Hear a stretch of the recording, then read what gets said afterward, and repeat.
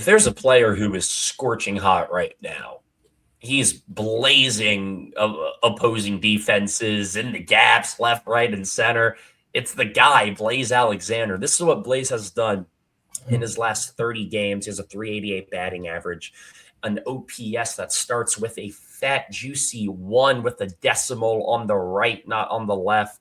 He's got 3 homers, 18 RBIs, 4 stolen bases. To think that we got Blaze Alexander for a reliever that pitched 30 innings, who was 28 years old, these are trades that really help you win in the margins. And Blaze Alexander has been so insanely impressive this season. He gets on base. We love that little picture right there. But he does. Blaze Alexander, he gets on base, and he's been doing it since May 1st. I mean, I think with Blaze, his issue in April was he couldn't elevate the baseball. He would line into 105-mile-per-hour lineouts to the third baseman, to the shortstop, to the second baseman. He wasn't elevating. And I think he had a tweet in like late April. I was like, Blaze can't lift the baseball, Alexander. And I think after that is when you started to see him lift the baseball, pulling baseball, sending baseballs into the right field gap. It's like this guy can do everything. Really, really, really smooth swing. He's quick on the base paths. He's a great defender, too. Now, he's not an outfielder. I think he's a infielder, and he should only play the infield. But he genuinely is the pure definition of a true utility man. He's not this Jorge Mateo. He's not Ramon Arias. He can do anything that you need him to do. Lay down a sack bunt, he'll do it. Hell, he'll maybe even get on base with a sack bunt.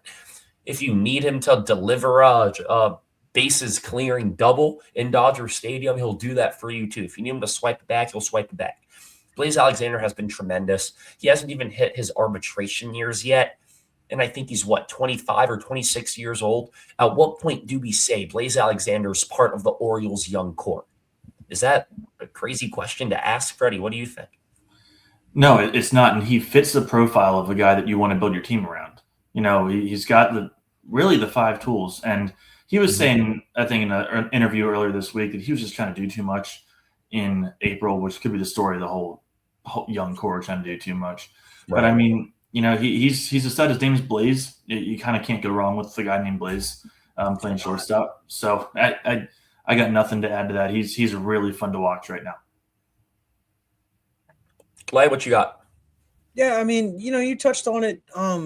April he couldn't elevate the ball, but I think the one thing that stood out, even though he was hitting about 170 in April, was, like you said, 1, he was hitting the ball hard, but 2, you know, he wasn't striking out. He was, how else can you say it? He was putting the ball in play. It's one thing that we said. I think we fired out a tweet around April 12th, and it was like, you know, Blaze Alexander puts the ball in base or puts the ball in play, but, you know, it's not working out. But at the same time, it's like at some point he's going to find a gap. Mm-hmm. And since May 1st, he has found a gap. And I mean, as much as I hate Michael Elias, at the time I loved this trade, and I'm only loving it more. I think Blaze Alexander has to be a part of this everyday core. I mean, I'm not expecting him to hit 310, but, you know, surely if he's hitting 270, 280, and he's playing good defense, he's being that utility guy, there's no reason that this guy shouldn't be a part of the core. I mean, I get Jackson Holliday's, you know, supposed to be part of the core, Jordan Westburg, but there's always questions with these guys. Jackson Holliday hasn't produced. Jordan Westburg can't stay on the field. You know, if you're given a proven commodity, why would you not take it? It's the same reason I argued for Luis Arias all offseason. The guy's going to hit 310. I don't care if he can't field. I don't care if he can't run. If he gets on base, he gets on base. Taylor Ward gets on base. I mean, yeah, Taylor Ward's home run numbers are down, but you need guys to get on base. You need base runners, especially when you got to score 7 or 8 runs a game because his bullpen stinks.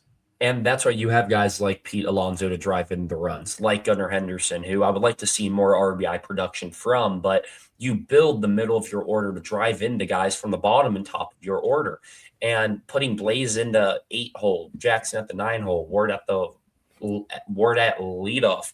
For all you know, you could have guys on second and third with 1 out, and then all it takes is Gunnar Henderson to dribble one up the middle, and then the Birds are up 2-0, then Alonso hits a homer, and then look, it's 4-0.